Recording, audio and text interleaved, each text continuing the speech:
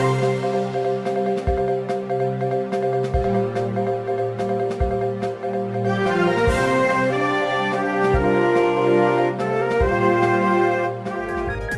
श्री अकाल। Punjab star TV देख रहे सारे दर्शकों का स्वागत है। मैं हरप्रीत कौर ते बुलेटिन की शुरुआत करते हैं हेडलाइंस के नाल।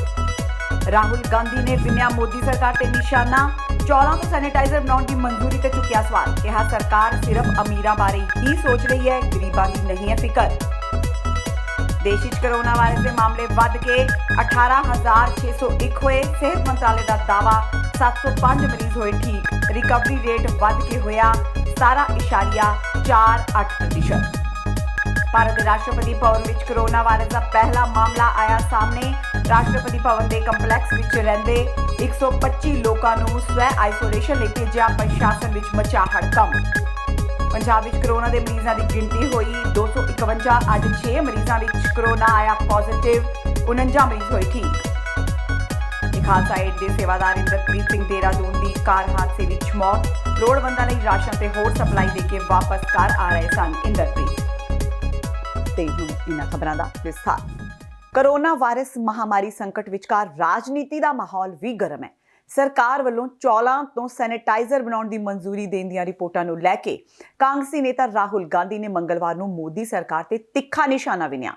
उन्हां कहा कि जदों देश विच गरीब भुख नाल मर रहे ने ਤਾਂ सरकार अमीरां लई चौलां तो सैनिटाइजर बनाउण दी मंजूरी दे रही है।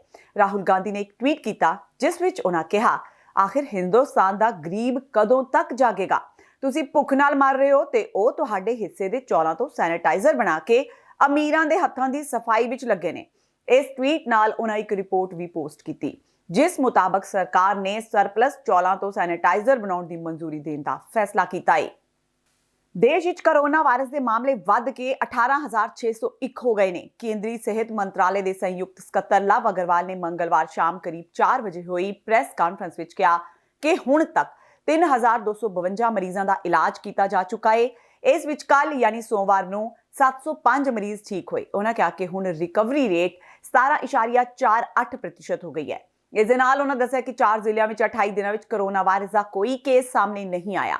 इस दे नाल ही अजिहे 61 जिले ने जिथे 14 दिनों में कोविड-19 का कोई मामला सामने नहीं आया। उन्होंने कहा कि असीं कोरोना वायरस खिलाफ वक्रे मोर्चे ते काम कर रहे हैं। उन्हां विचों एक है समाजिक दूरी, जिस दी सानूं पालना करनी चाहिए है। अब तक देश में 3,252 लोग जो हैं वो क्योर हो चुके हैं। कल सबसे ज़्यादा संख्या में 705 लोग रिकवर हुए हैं, क्योर हुए हैं and it takes our recovery percentage to 17.48%। कल से टोटल 1,336 एडिशनल कन्फर्म केसेस आए हैं which takes our confirm cases to 18,601। इससे पहले जैसे हम लोगों ने बताया है कि 3 डिस्ट्रिक्ट थे जिस पर पिछले 28 दिनों से केसेस नहीं आए हैं, उसमें एक और नया जिला अब प्रतापगढ़ इन राजस्थान ऐड हुआ है। इसके साथ ही टोटल 61 डिस्ट्रिक्ट्स हैं देश में, 23 स्टेट्स और यूनियन टेरिटरीज में, जहां पिछले 14 दिनों से कोई केस नहीं आया है। जो 4 नए जिले इसमें ऐड हुए हैं वह हैं लातूर, उस्मानाबाद, हिंगोली, वाशिम महाराष्ट्र से। इसके साथ ही भिवानी एक जिला था जो पहले हमारी लिस्ट में था जिसमें पिछले 14 दिनों से केस नहीं आए थे, वहाँ पर केस रिपोर्ट हुए हैं। इसी के तहत मैं आप सभी से और आपके द्वारा सबसे यही रिक्वेस्ट करूँगा कि सभी जिलों को निरंतर प्रयास करते रहना है कि उनका status in terms of case management maintain रहे और बेटर हो। हम सबको अवगत है कि जो हमारी ये कोविड के खिलाफ लड़ाई है यह मल्टी फ्रंट पर काम कर रहे हैं, डिफरेंट फ्रंट्स पर काम करते हुए इस लड़ाई को लड़ रहे हैं, जिसमें एक फ्रंट है सोशल डिस्टेंसिंग के द्वारा हम अवॉइड करें, दूसरी तरफ कंटेनमेंट एफर्ट्स पर काम करें, तीसरी तरफ साइंस के फ्रंटियर पर काम करते हुए एक कंबाइंड इंटरवेंशन के रूप में हमें इस लड़ाई को जीतना है। भारत के राष्ट्रपति भवन विच कोरोना वायरस का पहला मामला सामने आया है। इस तो बाद राष्ट्रपति भवन के कंपलैक्स विच रहिंदे 125 लोगों को स्वै आइसोलेशन विच रहण लई भेजिया गया है। जानकारी मुताबक राष्ट्रपति भवन विच रहण वाले एक व्यक्ति के रिश्तेदार की कुछ दिन पहला मौत हो गई सी। यह व्यक्ति उसके अंतिम संस्कार विच शामिल होया सी। उसकी टेस्ट रिपोर्ट ऐतवार नूं पॉजिटिव पाई गई। राष्ट्रपति भवन के संक्रमित व्यक्ति नूं बिरला मंदिर कंपलैक्स विखे क्वारंटीन सेंटर भेजा गया। इस बारे अजे तक कोई स्पष्ट जानकारी प्राप्त नहीं हुई कि संक्रमित व्यक्ति कौन है। कुछ मीडिया रिपोर्टां विच इस नूं राष्ट्रपति भवन के एक कर्मचारी की पत्नी भी दस्सिया जा रहा है।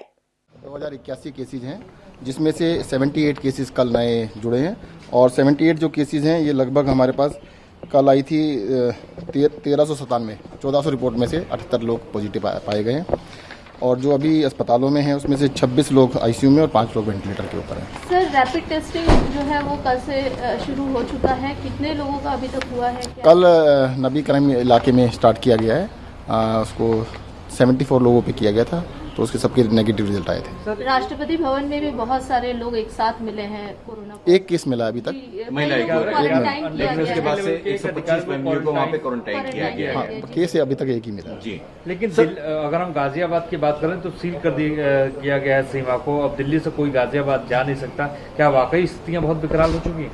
नहीं, स्थिति मैंने बताया ना कि देखिएगा दिल्ली के अंदर अभी 2081 केसेज हैं और जो स्पीड है वो पूरे देश में थोड़ा स्लो डाउन तो हुई है, बट अभी हमें चिंता रखनी चाहिए और जो लॉकडाउन है उसका पालन ठीक से करना चाहिए। 2000 का 5% 100 बनता है, अगर 100 का 5% करेंगे तो 5 बनता है, तो परसेंटेज ग्रोथ होती है। अगर जो रेट ऑफ ग्रोथ अभी पिछले, आज मैं अखबार में पढ़ रहा था कि लगभग 8 दिन के अंदर 1000 से 2000 हुए, अब 2000 से 4000 मुझे नहीं लगता कि 8 दिन में हो पाए। ਭਾਰਤ ਵਿੱਚ ਪਹਿਲੀ ਵਾਰ ਪਲਾਜ਼ਮਾ ਥੈਰੇਪੀ ਨਾਲ ਗੰਭੀਰ ਹਾਲਤ ਵਿੱਚ 49 ਸਾਲਾ ਕਰੋਨਾ ਪੀੜਤ ਮਰੀਜ਼ ਦਾ ਸਫਲ ਇਲਾਜ ਦਿੱਲੀ ਦੇ ਸਾਕੇਤ ਮੈਕਸ ਹਸਪਤਾਲ ਵਿੱਚ ਕੀਤਾ ਗਿਆ। ਪਲਾਜ਼ਮਾ ਥੈਰੇਪੀ ਦੇਣ ਮਗਰੋਂ ਮਰੀਜ਼ ਚੌਥੇ ਦਿਨ ਹੀ ਵੈਂਟੀਲੇਟਰ ਤੋਂ ਬਾਹਰ ਆ ਗਿਆ। ਹੁਣ ਉਸ ਨੂੰ ਆਈਸੀਯੂ ਤੋਂ ਦੂਜੇ ਵਾਰਡ ਵਿੱਚ ਸ਼ਿਫਟ ਕਰ ਦਿੱਤਾ ਗਿਆ ਹੈ। ਹਸਪਤਾਲ ਦੇ ਡਾਕਟਰ ਇਸ ਨੂੰ ਉਮੀਦ ਦੀ ਨਵੀਂ ਕਿਰਨ ਵਜੋਂ ਦੇਖ ਰਹੇ ਨੇ। ਹਸਪਤਾਲ ਦੇ ਡਾਇਰੈਕਟਰ ਡਾਕਟਰ ਸੰਦੀਪ ਬੁੱਧੀਰਾਜਾ ਨੇ ਦੱਸਿਆ ਕਿ ਕੋਰੋਨਾ ਤੋਂ ਠੀਕ ਹੋਏ ਇੱਕ ਵਿਅਕਤੀ ਤੋਂ ਪਲਾਜ਼ਮਾ ਲੈ ਕੇ ਆਈਸੀਯੂ ਵਿੱਚ ਦਾਖਲ 49 ਸਾਲਾ ਵਿਅਕਤੀ ਨੂੰ ਚੜਾਇਆ ਗਿਆ ਸੀ। ਇਹ ਮਰੀਜ਼ ਦਿੱਲੀ ਦੇ ਡਿਫੈਂਸ ਕਲੋਨੀ ਦਾ ਵਸਨੀਕ ਹੈ। ਇਹ ਇਲਾਜ ਉਸ ਉੱਤੇ ਕਾਰਗਰ ਸਾਬਿਤ ਹੋਇਆ। ਹੁਣ ਉਸ ਦੀ ਕੋਰੋਨਾ ਰਿਪੋਰਟ ਨੈਗੇਟਿਵ ਆ ਗਈ ਹੈ। ਡਾਕਟਰ ਬੁੱਧੀਰਾਜਾ ਅਨੁਸਾਰ ਮਰੀਜ਼ ਦੀ ਸਿਹਤ ਵੀ ਠੀਕ ਹੈ। ਡਾਕਟਰ ਨੇ ਕਿਹਾ ਕਿ ਕੋਰੋਨਾ ਦੀ ਇਸ ਆਲਮੀ ਮਹਾਮਾਰੀ ਵਿੱਚ ਦੇਸ਼ ਲਈ ਪਲਾਜ਼ਮਾ ਥੈਰੇਪੀ ਗੰਭੀਰ ਮਰੀਜ਼ਾਂ ਦੇ ਇਲਾਜ ਵਿੱਚ ਮਦਦਗਾਰ ਹੋ ਸਕਦੀ है। ये गुड न्यूज़ इसलिए है कि प्रॉबेबली ये इंडिकेट करता है कि हिंदुस्तान में सिवियरिटी इतनी नहीं है बीमारी की, लेकिन इससे ये नहीं हम कह सकते कि हमें टेस्टिंग करनी बंद कर देनी चाहिए, क्योंकि अगर हमें इन्फेक्शन रोकनी है, हमें ये देखना है, ये ध्यान रखना है कि जो एसिम्प्टोमेटिक लोग हैं ये भी इन्फेक्शन स्प्रेड कर सकते हैं, ये भी पोटेंशियली इन्फेक्शस हैं। तो अगर हमने इन्फेक्शन रोकनी है हिंदुस्तान में और ये चेन को ब्रेक करना है तो हमें टेस्टिंग करनी है, टेस्टिंग बढ़ानी है, ताकि ज़्यादा से ज़्यादा लोग जिनको इन्फेक्शन है, चाहे वो एसिम्प्टोमेटिक हों, ताकि उनको हम डिटेक्ट कर सकें और उनको क्वारंटाइन कर सकें, आइसोलेट कर सकें। और आइसोलेशन की स्ट्रैटेजी प्रॉबेबली हमें इंडिया में रीथिंक करनी पड़ेगी। जैसे अभी हम कह रहे हैं कि हर पॉजिटिव केस को हम इंस्टीट्यूशनल क्वारंटाइन करेंगे।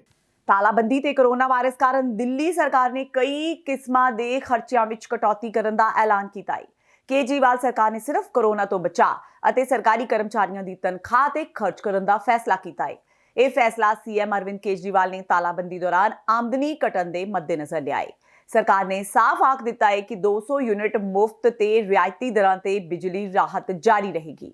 ਦਿੱਲੀ ਸਰਕਾਰ ਨੇ ਫੈਸਲਾ ਲਿਆ ਕਿ ਜਿਸ ਤਰ੍ਹਾਂ ਤਾਲਾਬੰਦੀ ਵਿੱਚ ਸਰਕਾਰ ਦੀ ਆਮਦਨੀ ਘੱਟ ਹੋਈ ਹੈ, ਉਸੇ ਤਰ੍ਹਾਂ ਆਮ ਲੋਕਾਂ ਤੇ ਵੀ ਬੋਝ ਪੈਂਦਾ ਹੈ। ਇਸ ਦੇ ਕਾਰਨ ਮੁਫਤ ਦਿੱਤੀ ਗਈ 200 ਯੂਨਿਟ ਬਿਜਲੀ ਦੀ ਸਹੂਲਤ ਜਾਰੀ ਰਹੇਗੀ। ਦਿੱਲੀ ਸਰਕਾਰ ਬਿਜਲੀ ਵੰਡ ਕੰਪਨੀਆਂ ਦੀ ਸਬਸਿਡੀ ਤੇ ਹੋਏ ਖਰਚਿਆਂ ਦੀ ਭਰਪਾਈ ਕਰੇਗੀ। ਅਜਿਹੀ ਸਥਿਤੀ ਵਿੱਚ ਇਹ ਛੋਟ ਮੌਜੂਦਾ ਵਿੱਤੀ ਸਾਲ ਵਿੱਚ ਜਾਰੀ ਰਹੇਗੀ। ਪੰਜਾਬ ਵਿੱਚ ਕੋਰੋਨਾ ਵਾਇਰਸ ਦਾ ਕਹਿਰ ਦਿਨੋਂ ਦਿਨ ਵੱਧਦਾ ਜਾ ਰਿਹਾ ਹੈ। ਅੱਜ ਸੂਬੇ ਵਿੱਚ ਕੋਰੋਨਾ ਵਾਇਰਸ ਦੇ ਮਰੀਜ਼ਾਂ ਦੀ ਗਿਣਤੀ ਵੱਧ ਕੇ 251 ਹੋ ਗਈ ਹੈ ਤੇ ਹੁਣ ਤੱਕ ਕੋਰੋਨਾ ਵਾਇਰਸ ਨਾਲ 16 ਲੋਕਾਂ ਦੀ ਮੌਤ ਹੋ ਚੁੱਕੀ ਹੈ। ਪੰਜਾਬ ਵਿੱਚ ਅਜੇ ਕੋਰੋਨਾ ਦੇ ਇਲਾਜ ਅਧੀਨ ਮਰੀਜ਼ਾਂ ਦੀ ਗਿਣਤੀ 186 ਹੈ ਤੇ ਕੋਰੋਨਾ ਪੋਜ਼ਿਟਿਵ 49 ਮਰੀਜ਼ ਠੀਕ ਹੋ ਚੁੱਕੇ ਨੇ। ਅੱਜ ਸੂਬੇ ਵਿੱਚੋਂ ਕੋਰੋਨਾ ਦੇ 2 ਮਰੀਜ਼ ਪੋਜ਼ਿਟਿਵ ਮਿਲੇ। ਸੂਬੇ ਵਿੱਚ ਹੁਣ ਤੱਕ ਸ਼ੱਕੀ ਮਰੀਜ਼ਾਂ ਦੀ ਗਿਣਤੀ 7355 ਹੈ, ਜਿਨ੍ਹਾਂ ਦੇ ਨਮੂਨੇ ਜਾਂਚ ਲਈ ਭੇਜੇ ਗਏ ਨੇ। ਇਹਨਾਂ ਵਿੱਚੋਂ 6769 ਮਰੀਜ਼ਾਂ ਦੀ ਰਿਪੋਰਟ ਨੈਗੇਟਿਵ ਆਈ ਹੈ ਤੇ 335 ਮਰੀਜ਼ਾਂ ਦੀ ਰਿਪੋਰਟ ਭੇਜੀ ਗਈ ਹੈ।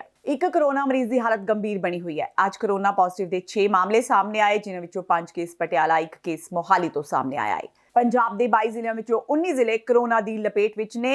ਐਸਏਐਸ ਨਗਰ ਵਿੱਚ 62, ਪਠਾਨਕੋਟ ਵਿੱਚ 24, ਮਾਨਸਾ ਵਿੱਚ 11, ਮੋਗਾ ਵਿੱਚ 4, ਅੰਮ੍ਰਿਤਸਰ ਵਿੱਚ 11, ਨਵਾਂ ਸ਼ਹਿਰ ਵਿੱਚ 19, ਹੁਸ਼ਿਆਰਪੁਰ ਵਿੱਚ 7, ਜਲੰਧਰ ਵਿੱਚ 48, ਲੁਧਿਆਣਾ ਵਿੱਚ 16, ਰੋਪੜ ਵਿੱਚ 3, ਫਤਿਹਗੜ੍ਹ ਸਾਹਿਬ ਵਿੱਚ 2, ਪਟਿਆਲਾ ਵਿੱਚ 31, ਫਰੀਦਕੋਟ ਵਿੱਚ 3, ਬਰਨਾਲਾ ਵਿੱਚ 2, ਕਪੂਰਥਲਾ ਵਿੱਚ 2, ਮੁਕਤਸਰ ਸਾਹਿਬ ਵਿੱਚ 1, ਸੰਗਰੂਰ ਵਿੱਚ 3, ਗੁਰਦਾਸਪੁਰ ਵਿੱਚ 1 ਤੇ ਫਿਰੋਜ਼ਪੁਰ ਵਿੱਚ 1 ਕੋਰੋਨਾ ਪੋਜ਼ਿਟਿਵ ਕੇਸ ਹੈ।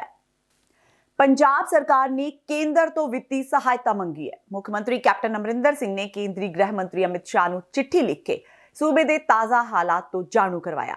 ਕੈਪਟਨ ਨੇ ਕਿਹਾ ਕਿ ਕੌਮੀ ਆਫਤ ਕੋਵਿਡ-19 ਨਾਲ ਲੜਾਈ ਤਹਿਤ ਅਪ੍ਰੈਲ ਮਹੀਨੇ ਲਈ 3000 ਕਰੋੜ ਰੁਪਏ ਦਾ ਅੰਤਰਿਮ ਮੁਆਵਜ਼ਾ ਜਾਰੀ ਕੀਤਾ ਜਾਏ। ਇਸ ਦੇ ਨਾਲ ਹੀ 4400 ਕਰੋੜ ਰੁਪਏ GST ਦੇ ਬਕਾਏ ਦੀ ਤੁਰੰਤ ਅਦਾਇਗੀ ਕੀਤੀ ਜਾਏ। ਦੱਸ ਦਈਏ ਕਿ ਪਿਛਲੇ ਦਿਨਾਂ ਤੋਂ ਕੇਂਦਰੀ ਮੰਤਰੀ ਹਰਸਿਮਰਤ ਕੌਰ ਬਾਦਲ ਤੇ ਕੈਪਟਨ ਅਮਰਿੰਦਰ ਵਿਚਾਲੇ ਕੇਂਦਰੀ ਫੰਡਾਂ ਨੂੰ ਲੈ ਕੇ ਕਾਫੀ ਖਿੱਚੋਤਾਣ ਚੱਲ ਰਹੀ ਹੈ। ਹਰਸਿਮਰਤ ਕੌਰ ਬਾਦਲ ਨੇ ਦਾਅਵਾ ਕੀਤਾ ਕਿ ਕੇਂਦਰ ਨੇ ਪੰਜਾਬ ਦੇ ਫੰਡ ਦੇ ਦਿੱਤੇ ਨੇ, ਪਰ ਕੈਪਟਨ ਸਰਕਾਰ ਉਸ ਨੂੰ ਲੋਕਾਂ ਤੱਕ ਨਹੀਂ ਪਹੁੰਚਾ ਰਹੀ। ਇਸ ਦਾ ਵਿਰੋਧ ਕਰਦਿਆਂ ਕੈਪਟਨ ਨੇ ਦਾਅਵਾ ਕੀਤਾ ਸੀ ਕਿ ਕੇਂਦਰ ਸਰਕਾਰ ਨੇ ਖੋਟਾ ਪੈਸਾ ਵੀ ਨਹੀਂ ਦਿੱਤਾ, ਸਗੋਂ ਜਿਹੜੇ ਫੰਡ ਜਾਰੀ ਕੀਤੇ ਸੀ ਉਹ ਪੰਜਾਬ ਦਾ ਹੀ ਬਕਾਇਆ ਸੀ। ਪਦਮ ਸ਼੍ਰੀ ਉੱਗੇ ਰਾਗੀ ਸਵਰਗੀ ਭਾਈ ਨਿਰਮਲ ਸਿੰਘ ਖਾਲਸਾ ਦੀ 30 ਸਾਲਾ ਬੇਟੀ ਜਸਕੀਰਤ ਕੌਰ ਨੇ ਕੋਰੋਨਾ ਵਾਇਰਸ ਕੋਵਿਡ-19 ਵਿਰੁੱਧ ਲੜਾਈ ਜਿੱਤ ਲਈ ਹੈ। ਉਸ ਦੀਆਂ ਸਾਰੀਆਂ ਰਿਪੋਰਟਾਂ ਨੈਗੇਟਿਵ ਆਉਣ ਤੋਂ ਬਾਅਦ ਅੱਜ ਜਲੰਧਰ ਦੇ ਸਿਵਲ ਹਸਪਤਾਲ ਤੋਂ ਉਸ ਨੂੰ ਛੁੱਟੀ ਦੇ ਦਿੱਤੀ ਗਈ। ਜਸਕੀਰਤ ਕੌਰ ਨੂੰ 1 ਅਪ੍ਰੈਲ ਨੂੰ ਹਸਪਤਾਲ ਭਰਤੀ ਕੀਤਾ ਗਿਆ ਸੀ। ਸੀਨੀਅਰ ਮੈਡੀਕਲ ਅਫਸਰ ਡਾਕਟਰ ਕਸ਼ਮੀਰੀ ਲਾਲ ਦੀ ਅਗਵਾਈ ਹੇਠ ਸਿਵਲ ਹਸਪਤਾਲ ਦੇ ਡਾਕਟਰਾਂ ਦੀ ਟੀਮ ਨੇ ਜਸਕੀਰਤ ਕੌਰ ਦਾ ਇਲਾਜ ਕੀਤਾ।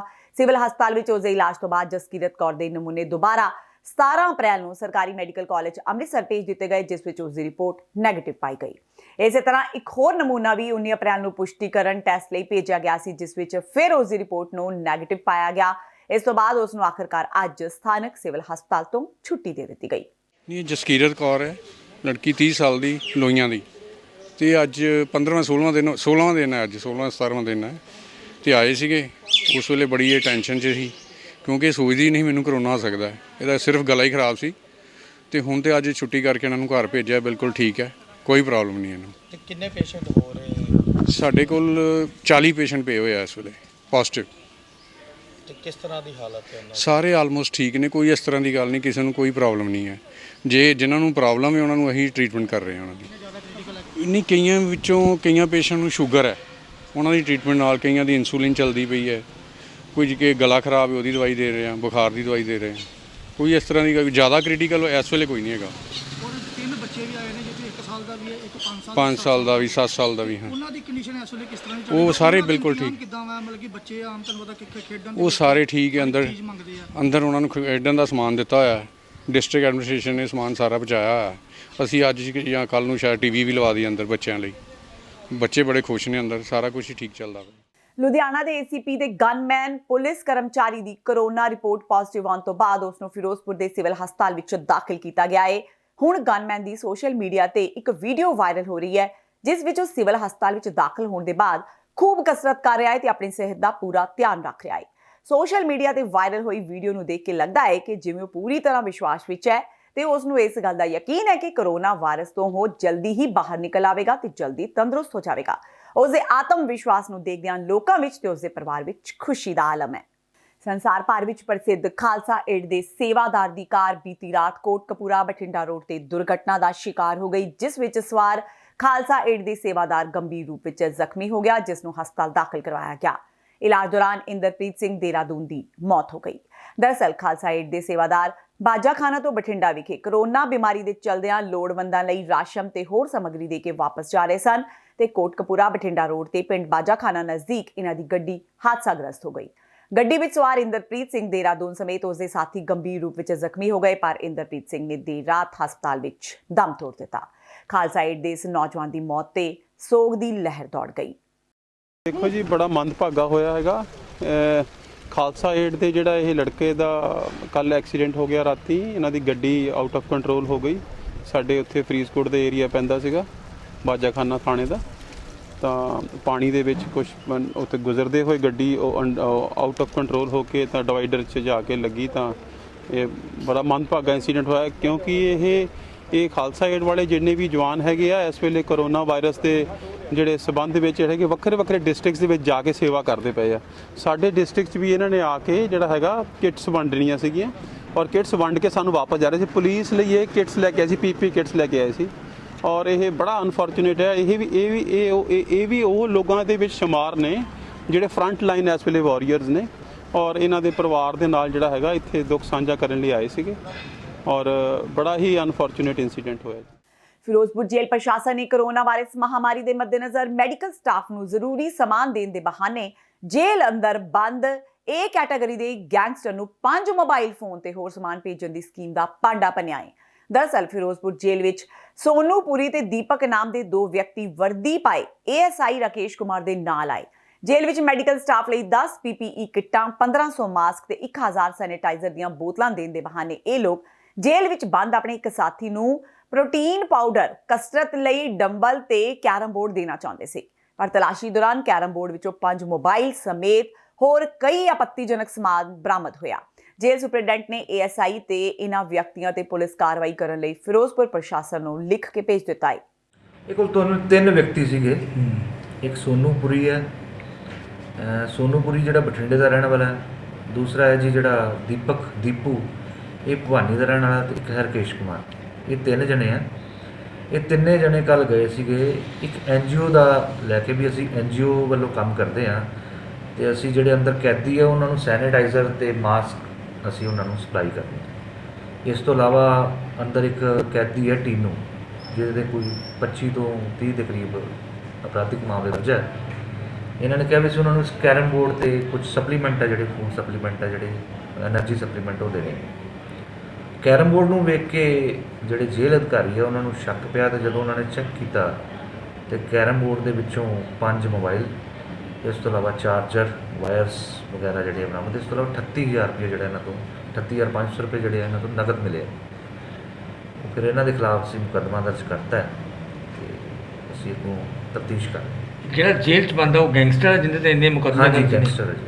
ਔਰ ਜਿਹੜਾ ਇੱਕ ਤੋਂ ਪੁਲਿਸ ਮੁਲਾਜ਼ਮ ਸੀਗਾ ਨਾਲ, ਜਿਹੜਾ ਇਹਨਾਂ ਨੂੰ ਨਾਲ ਲੈ ਕੇ ਆਇਆ ਜੀ ਜੀ ਜੀ, ਉਹ ਕਿਹੜੇ ਥਾਣੇ 'ਚ ਹੈਗਾ ਜੀ, ਕਿੱਥੇ ਹੈਗਾ? ਉਹ ਇੱਥੇ ਲੋਕਲੀ ਪੋਸਟਡ ਹੈ ਜੀ। ਲੋਕਲ, ਉਹ ਵੀ ਅਰੈਸਟ ਹੈ? ਹਾਂਜੀ ਹਾਂਜੀ, ਅਰੈਸਟ। ਫਿਰੋਜ਼ਪੁਰ ਦੇ ਪਿੰਡ ਕਿੱਲੀ ਬੋਦਲਾ ਵਿੱਚ ਠੀਕਰੀ ਪਹਿਰਾ ਦੇ ਰਹੇ 2 ਨੌਜਵਾਨਾਂ ਤੇ ਫਾਇਰਿੰਗ ਕਰ ਦਿੱਤੀ ਗਈ, ਜਿਸ ਦੌਰਾਨ ਇੱਕ ਨੌਜਵਾਨ ਦੀ ਮੌਤ ਹੋ ਗਈ ਜਦਕਿ ਦੂਜਾ ਗੰਭੀਰ ਰੂਪ ਵਿੱਚ ਜ਼ਖਮੀ ਹੋ ਗਿਆ।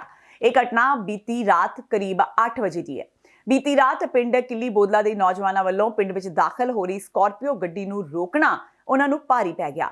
ਨੌਜਵਾਨਾਂ ਨੇ ਦੱਸਿਆ ਕਿ ਜਦੋਂ ਸਕਾਰਪੀਓ ਨੂੰ ਰੋਕ ਕੇ ਬਾਹਰ ਜਾਣ ਲਈ ਕਿਹਾ ਗਿਆ ਤਾਂ ਤਹਿਸ ਵਿੱਚ ਆਏ ਸਕਾਰਪੀਓ ਸਵਾਰਾਂ ਨੇ ਸਿੱਧੇ ਫਾਇਰਿੰਗ ਕਰਨੀ ਸ਼ੁਰੂ ਕਰ ਦਿੱਤੀ।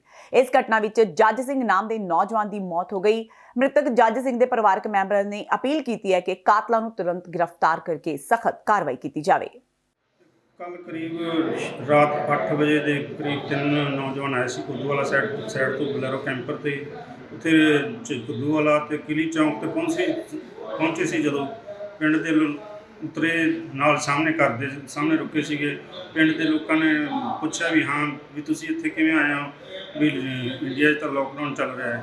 ਉੱਥੋਂ ਇਹਨਾਂ ਦੀ ਬਹਿਸਬਾਜ਼ੀ ਹੋ ਗਈ। ਨਾਲ ਸਾਹਮਣੇ ਘਰ ਵਾਲੀ ਲੇਡੀ ਸੀ, ਲੇਡੀ ਤੇ ਉਹਦੀ ਲੜਕੀ ਦੋਨੋਂ ਆ ਗਏ। ਫਿਰ ਇਹਨਾਂ ਦੀ ਉੱਥੇ ਬਹਿਸਬਾਜ਼ੀ ਹੋ ਗਈ। ਬਹਿਸਬਾਜ਼ੀ ਹੋਣ ਕਰਕੇ ਇਹਨਾਂ ਨੇ ਜਿਹੜੇ ਤਰਨਤਾਰਨ ਆਪਣੇ ਹਰੀਕੇ ਤੋਂ ਆਏ ਸੀ 3 ਨੌਜਵਾਨ, ਉਹਨਾਂ ਵਿੱਚੋਂ ਇੱਕ ਰਾਜਵੀਰ ਸਿੰਘ ਨੇ 2 ਫਾਇਰ ਮਾਰੇ ਜੱਜ ਸਿੰਘ ਦੇ। ਉਸ ਤੋਂ ਇਲਾਵਾ ਫਿਰ ਇੱਕ ਹੋਰ ਜੱਗਾ ਸਿੰਘ ਹੈ, ਉਹਦੇ 2 ਫਾਇਰ ਮਾਰੇ। ਇਲਾਜ ਦੌਰਾਨ ਜਿਹੜੀ ਹੈਗੀ ਹੈ ਆਪਣੇ ਜੱਜ ਸਿੰਘ ਦੀ ਮੋਗਾ ਮੈਡੀਸਿਟੀ 'ਚ ਮੌਤ ਹੋ ਗਈ। ਜਿਹਦੀ ਕਾਰਵਾਈ ਅਸੀਂ ਕਰਕੇ FIR number 42 under section 302, 307, 341, 188, 148, 49, 25, 27, 56, 59 act ਦਰਜ ਕੀਤੀ ਹੈ। ਇਹ ਪੋਸਟਮਾਰਟਮ ਲਈ ਲਾਸ਼ ਨੂੰ ਅਸੀਂ ਫਰੀਦਕੋਟ ਭੇਜ ਰਹੇ ਹਾਂ। ਪੋਸਟਮਾਰਟਮ ਤੋਂ ਬਾਅਦ ਹੁਣ ਅਸੀਂ ਜਿਹੜੀ ਹੈਗੀ ਦੋਸ਼ੀ ਨੂੰ ਜਲਦੀ ਗ੍ਰਿਫਤਾਰ ਕਰਾਂਗੇ। ਹਾਲੇ ਤੱਕ ਕੋਈ ਦੋਸ਼ੀ ਗ੍ਰਿਫਤਾਰ ਹੋਇਆ ਜਾਂ ਨਹੀਂ? ਨਹੀਂ, ਅਜੇ ਨਹੀਂ ਹੈ। ਮਾਲਵਾ ਸੱਭਿਆਚਾਰਕ ਮੰਚ ਪੰਜਾਬ ਦੁਆਰਾ ਫਿਲਮ ਅਦਾਕਾਰ ਸਤੀਸ਼ ਕੌਲ, ਕਰਤਾਰ ਯਮਲਾ, ਕੁਲਦੀਪ ਕੌਰ, ਮਰਹੂਮ ਗਾਇਕ ਕਰਤਾਰ ਰਮਲਾ ਦੀ ਪਤਨੀ ਸੁਰਿੰਦਰ ਪਹਿਲਵਾਨ ਰਕਬਾ ਸਮੇਤ ਬਜ਼ੁਰਗ ਕਲਾਕਾਰਾਂ ਨੂੰ ਰਾਸ਼ਨ ਸਮੱਗਰੀ ਤੇ ਵਿੱਤੀ ਸਹਾਇਤਾ ਪ੍ਰਦਾਨ ਕੀਤੀ ਗਈ। ਮੰਚ ਦੇ ਆਗੂਆਂ ਨੇ ਇਹਨਾਂ ਬਜ਼ੁਰਗ ਕਲਾਕਾਰਾਂ ਦੀ ਸਿਹਤ ਦੀ ਸਥਿਤੀ ਬਾਰੇ ਜਾਣਕਾਰੀ ਹਾਸਲ ਕੀਤੀ ਤੇ ਇਹਨਾਂ ਦੇ ਤੰਦਰੁਸਤ ਰਹਿਣ ਦੀ ਵੀ ਕਾਮਨਾ ਕੀਤੀ। ਅੱਜ ਮਾਲਵਾ ਸੱਭਿਆਚਾਰਕ ਮੰਚ ਵੱਲੋਂ ਸਾਡੇ ਪ੍ਰਧਾਨ ਜੀ ਲਵਲੀ ਜੀ, ਬੀਬੀ ਬਰਜਿੰਦਰ ਕੌਰ, ਥੂਰ ਸਾਹਿਬ, ਚਮਨ ਲਾਲ ਬਤਰਾ ਜੀ, ਸਾਰੀ ਟੀਮ ਨੇ ਇੱਕ ਜੋ ਪਿਛਲੇ ਦਿਨੀ ਵਿਚਾਰਿਆ ਸੀ ਕਿ ਇੱਕ ਉਪਰਾਲਾ ਕੀਤਾ ਹੈ ਕਿ ਉਹਨਾਂ ਜ਼ਰੂਰਤਮੰਦਾਂ ਆਰਟਿਸਟਾਂ ਨੂੰ ਜਿਹੜੇ ਨੇ 30 ਸਾਲ 40 ਸਾਲ ਪਹਿਲਾਂ ਬੁਲੰਦੀਆਂ ਤੇ ਰਹੇ ਤੇ ਅੱਜ ਜਿੱਥੇ ਉਮਰ ਦਾ ਤਕਾਜ਼ਾ ਅਤੇ ਨਾਲ ਦੀ ਨਾਲ ਅੱਜ ਜੋ ਕਰੋਨਾ ਦੇ ਕਾਰਨ ਕਈ ਆਰਟਿਸਟਾਂ ਨੂੰ ਕਿਸੇ ਨੂੰ ਵੀ ਕੋਈ ਸਮਾਂ ਨਹੀਂ ਮਿਲ ਰਿਹਾ ਤੇ ਵਿਚਾਰੇ ਘਰਾਂ ਦੇ ਵਿੱਚ ਬੈਠੇ ਨੇ। ਅਸੀਂ ਇੱਕ ਤਾਂ ਇਹ ਸੀ ਕਿ ਅਸੀਂ ਉਹਨਾਂ ਦਾ ਹਾਲ ਚਾਲ ਪੁੱਛੀਏ, ਦੂਜਾ ਅਸੀਂ ਆਪਣੇ ਵਿੱਤ ਮੁਤਾਬਕ ਉਹਨਾਂ ਦੀ ਜੋ ਲੋੜ ਕਿਸੇ ਚੀਜ਼ ਦੀ ਵੀ ਲੋੜ ਹੋਵੇ ਕਿ ਅਸੀਂ ਉਹਨਾਂ ਨੂੰ ਕੋਈ ਨਾ ਕੋਈ ਰਾਸ਼ਨ, ਕੋਈ ਰਾਸ਼ੀ ਤੇ ਅਸੀਂ ਇਸ ਤਰ੍ਹਾਂ ਦੀ ਮਦਦ ਕੁਝ ਲੋਕਾਂ ਦੀ ਕਰਕੇ ਆਏ ਹਾਂ। ਕੁਝ ਉਹਨਾਂ ਕਲਾਕਾਰਾਂ ਦੀ। ਤੇ ਮੈਂ ਸਮਝਦਾ ਸਾਡਾ ਫਰਜ਼ ਬਣਦਾ ਹੈ ਤੇ ਮਾਲਵਾ ਸੱਭਿਆਚਾਰਕ ਮੰਚ ਪਿਛਲੇ 25 ਸਾਲ ਤੋਂ ਧੀਆਂ ਦੀ ਲੋਹੜੀ ਮਨਾਉਂਦਾ ਆ ਰਿਹਾ ਤੇ ਅੱਜ ਇਹ ਉਹ ਕਲਾਕਾਰ ਨੇ ਜਿਹੜੇ ਹਮੇਸ਼ਾ ਪਰਿਵਾਰ ਦੀ ਤਰ੍ਹਾਂ ਸਾਡੇ ਨਾਲ ਵਿਚਰਦੇ ਨੇ। ਤੇ ਅੱਜ ਮੈਂ ਸਮਝਦਾ ਜਿੱਥੇ ਆਉਣ ਵਾਲੇ ਦਿਨਾਂ ਦੇ ਵਿੱਚ ਵੀ ਅਸੀਂ ਹੁਣੇ ਬਤਰਾ ਜੀ ਅਸੀਂ ਪਲੈਨਿੰਗ ਕਰ ਰਹੇ ਸੀ ਕਿ ਅਸੀਂ ਇੱਕ ਜਿਹੜੇ ਸਜਿੰਦੇ ਨੇ ਆਰਟਿਸਟਾਂ ਦੇ ਨਾਲ ਉਹ ਸੰਗੀਤ ਦਾ ਉਹ ਰੋਲ ਅਦਾ ਕਰਦੇ ਨੇ, ਅਸੀਂ ਉਹਨਾਂ ਲਈ ਵੀ ਆਉਣ ਵਾਲੇ ਦਿਨਾਂ 'ਚ ਰਾਸ਼ਨ ਦਾ ਹੋਰ ਪ੍ਰਬੰਧ ਕਰ ਰਹੇ ਹਾਂ ਕਿਉਂਕਿ ਇਹ ਮੈਂ ਸਮਝਦਾ ਮਨੁੱਖਤਾ ਦੀ ਸੇਵਾ ਸਾਡਾ ਸਾਰਿਆਂ ਦਾ ਫਰਜ਼ ਬਣਦਾ ਹੈ। ਲੌਕਡਾਊਨ ਦੌਰਾਨ ਉੱਤਰ ਪ੍ਰਦੇਸ਼ ਦੇ ਸੀਤਾਪੁਰ ਵਿੱਚ ਇੱਕ ਸਿਪਾਹੀ ਨੇ ਸੜਕ ਦੇ ਵਿਚਕਾਰ ਸਬ ਇੰਸਪੈਕਟਰ ਦੀ ਲਾਠੀਆਂ ਨਾਲ ਕੁਟਾਈ ਕਰ ਦਿੱਤੀ। ਇਸ ਦੌਰਾਨ ਸਿਪਾਹੀ ਨੇ ਸਬ ਇੰਸਪੈਕਟਰ ਨੂੰ ਕਈ ਥੱਪੜ ਵੀ ਮਾਰੇ। ਇਸ ਘਟਨਾ ਦਾ ਵੀਡੀਓ ਉੱਥੇ ਖੜੇ ਵਿਅਕਤੀ ਨੇ ਬਣਾ ਕੇ ਇਸ ਨੂੰ ਵਾਇਰਲ ਕਰ ਦਿੱਤਾ। ਸਬ ਇੰਸਪੈਕਟਰ ਨੇ ਸਿਪਾਹੀ ਦੇ ਖਿਲਾਫ ਮਾਮਲਾ ਦਰਜ ਕਰਵਾਇਆ ਹੈ। ਐਸਪੀ LR ਕੁਮਾਰ ਨੇ ਸਿਪਾਹੀ ਨੂੰ ਸਸਪੈਂਡ ਕਰ ਦਿੱਤਾ ਹੈ। ਪੂਰਾ ਮਾਮਲਾ ਸ਼ਹਿਰ ਕੋਤਵਾਲੀ ਇਲਾਕੇ ਦਾ ਹੈ। ਦੱਸਣਯੋਗ ਹੈ ਕਿ ਕੋਵਿਡ-19 ਨੂੰ ਲੈ ਕੇ ਸਬ ਇੰਸਪੈਕਟਰ ਰਮੇਸ਼ ਚੌਹਾਨ ਤੇ ਸਿਪਾਹੀ ਦੀ ਡਿਊਟੀ RMP ਚੌਕ ਤੇ ਲਗਾਈ ਗਈ ਸੀ। ਵਾਹਨਾਂ ਦੀ ਚੈਕਿੰਗ ਦੌਰਾਨ ਸਬ ਇੰਸਪੈਕਟਰ ਤੇ ਸਿਪਾਹੀ ਵਿੱਚ ਕਿਸੇ ਗੱਲ ਨੂੰ ਲੈ ਕੇ ਤੂ ਮੈਂ ਹੋ ਗਈ। ਸਿਪਾਹੀ ਨੇ ਸਬ ਇੰਸਪੈਕਟਰ ਤੇ ਲਾਠੀਆਂ ਵਰਾ ਦਿੱਤੀਆਂ। ਇਸ ਦੌਰਾਨ ਹੋਰਨਾਂ ਸਿਪਾਹੀਆਂ ਨੇ ਜਦੋਂ ਕਾਂਸਟੇਬਲ ਤੋਂ ਲਾਠੀ ਖੋਹ ਲਈ ਤਾਂ ਉਸਨੇ ਸਬ ਇੰਸਪੈਕਟਰ ਨੂੰ ਥੱਪੜ ਮਾਰਨੇ ਸ਼ੁਰੂ ਕਰ ਦਿੱਤੇ। ਕਾਫੀ ਦੇਰ ਬਾਅਦ ਹੋਰਨਾਂ ਸਿਪਾਹੀਆਂ ਨੇ ਦੋਸ਼ੀ ਸਿਪਾਹੀ ਨੂੰ ਕਾਬੂ ਕੀਤਾ। ਤੇ ਇਸ ਨੂੰ ਤੱਕ ਦੀਆਂ ਖਬਰਾਂ ਜਾਂਦੇ ਇੱਕ ਵਾਰ ਫੇਰ ਨਜ਼ਰ ਮਾਰਦੇ ਹਾਂ ਮੁੱਖ ਖਬਰਾਂ ਤੇ। ਰਾਹੁਲ ਗਾਂਧੀ ਨੇ ਵਿਨਿਆ ਮੋਦੀ ਸਰਕਾਰ ਤੇ ਨਿਸ਼ਾਨਾ। ਚੌਲਾਂ ਤੋਂ ਸੈਨੀਟਾਈਜ਼ਰ ਬਣਾਉਣ ਦੀ ਮਨਜ਼ੂਰੀ ਤੇ ਚੁੱਕਿਆ ਸਵਾਲ। ਕਿਹਾ ਸਰਕਾਰ ਸਿਰਫ ਅਮੀਰਾਂ ਬਾਰੇ ਹੀ ਸੋਚ ਰਹੀ ਹੈ, ਗਰੀਬਾਂ ਦੀ ਨਹੀਂ ਹੈ ਫਿਕਰ। ਦੇਸ਼ ਵਿੱਚ ਕੋਰੋਨਾ ਵਾਇਰਸ ਦੇ ਮਾਮਲੇ ਵੱਧ ਕੇ 18,601 ਹੋਏ। ਸਿਹਤ ਮੰਤਰਾਲੇ ਦਾ ਦਾਅਵਾ 705 ਮਰੀਜ਼ ਹੋਏ ਠੀਕ। ਰਿਕਵਰੀ ਰੇਟ ਵੱਧ ਕੇ ਹੋਇਆ 17.48%। ਭਾਰਤ ਦੇ ਰਾਸ਼ਟਰਪਤੀ ਭਵਨ ਵਿੱਚ ਕੋਰੋਨਾ ਵਾਇਰਸ ਦਾ ਪਹਿਲਾ ਮਾਮਲਾ ਆਇਆ ਸਾਹਮਣੇ। ਰਾਸ਼ਟਰਪਤੀ ਭਵਨ ਦੇ ਕੰਪਲੈਕਸ ਵਿੱਚ ਰਹਿੰਦੇ 125 ਲੋਕਾਂ ਨੂੰ ਸਵੈ ਆਈਸੋਲੇਸ਼ਨ ਲਈ ਭੇਜਿਆ। ਪ੍ਰਸ਼ਾਸਨ ਵਿੱਚ ਮਚਾ ਹੜਕੰਪ। ਪੰਜਾਬ ਵਿੱਚ ਕੋਰੋਨਾ ਦੇ ਮਰੀਜ਼ਾਂ ਦੀ ਗਿਣਤੀ ਹੋਈ 251। ਅੱਜ 6 ਮਰੀਜ਼ਾਂ ਵਿੱਚ ਕੋਰੋਨਾ ਆਇਆ ਪੋਜ਼ਿਟਿਵ। 49 ਮਰੀਜ਼ ਹੋਏ ਠੀਕ। ਖਾਲਸਾ ਏਡ ਦੇ ਸੇਵਾਦਾਰ ਇੰਦਰਪ੍ਰੀਤ ਸਿੰਘ ਦੇਹਰਾਦੂਨ ਦੀ ਕਾਰ ਹਾਦਸੇ ਵਿੱਚ ਮੌਤ। ਲੋੜਵੰਦਾਂ ਲਈ ਰਾਸ਼ਨ ਤੇ ਹੋਰ ਸਪਲਾਈ ਦੇ ਕੇ ਵਾਪਸ ਘਰ ਆ ਰਹੇ ਸਨ ਇੰਦਰਪ੍ਰੀਤ। ਇਸ ਦੇ ਨਾਲ ਹੀ ਪੰਜਾਬ ਸਟਾਰ TV ਦਾ ਖਬਰਾਂ ਦਾ ਇਹ ਬੁਲੇਟਿਨ ਖਤਮ ਹੁੰਦਾ ਹੈ। ਮੈਨੂੰ ਹਰਪ੍ਰੀਤ ਕੌਰ ਨੂੰ ਦਿਓ ਇਜਾਜ਼ਤ। ਸਤਿ ਸ਼੍ਰੀ ਅਕਾਲ।